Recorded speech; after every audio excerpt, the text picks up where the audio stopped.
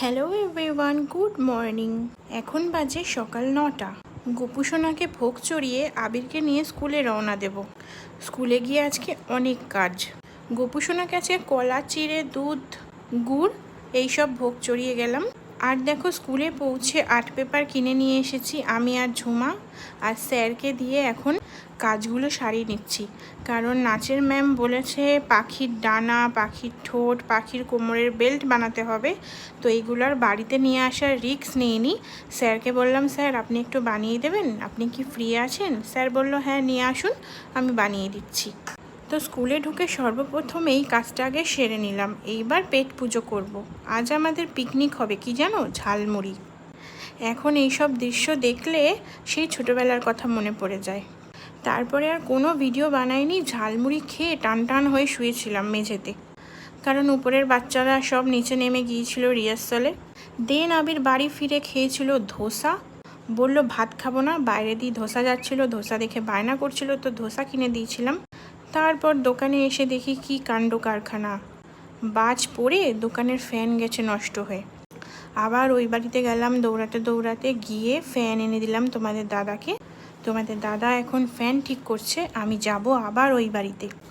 জেঠু একটু পুঁইশাক খেতে চেয়েছিল মাছের মাথা দিয়ে, সেইটাই নিয়ে এসেছি, বড় মাকে দিয়ে দেব। আর ঘরের কিছু কাজ বাজ আছে, সেগুলো করব। আবিরকে পরতে বসিয়ে দিয়েছি, ড্রেসটা না চেঞ্জ করে দিয়েছি আবিরকে, একদম দোকানে ভিজে গেছিলো ঘামে। তারপরে বাবি ঢুকেছিল, তিনজনে মিলে একটু মুড়ি মাখা খেলাম, আর একটু চা বসিয়েছি, চা তো খাবই। দেন ঘরের কিছু টুকটাক কাজও সারবো। আবির পরে কম, ওর দাদার সাথে ইয়ার্কি মারে বেশি। তো আবিরের পড়াশোনা হয়ে যাওয়ার পরে আমি কিছু জামা কাপড় গুছাচ্ছিলাম, তো এই চুড়িদারটা রেখে দিয়েছিল, বলছিল এটা তুমি রাখো, তুমি পারবে না, আমি পাট পাট করে ভাঁজ করে দেবো। সত্যিই আমার থেকে সুন্দর ভাঁজ করছিল আবির। তাও ভাঁজ করুক, আমি ঘরটা একটু ঝাড় দিয়ে নিই।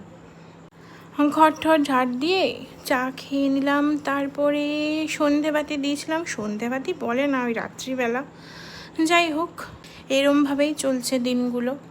যখনই ওই বাড়িতে যাই তখনই পুজো পড়ে। তারপর বাড়ি চলে এসেছিলাম। আর আজকে রাত্রিরে আমাদের মেনুতে ছিল বিরিয়ানি, 1 প্যাকেট বিরিয়ানি। একদম ঠকিয়ে দিয়েছে, মানে বিরিয়ানির পরিমাণটা অনেকটাই দিয়েছে, আর আলু ডিম যেটা থাকে, কিন্তু একটা প্যাকেটের বিরিয়ানির মাংস একদম বাজে দিয়েছে, পুরো পাঁজরের সাইডটা।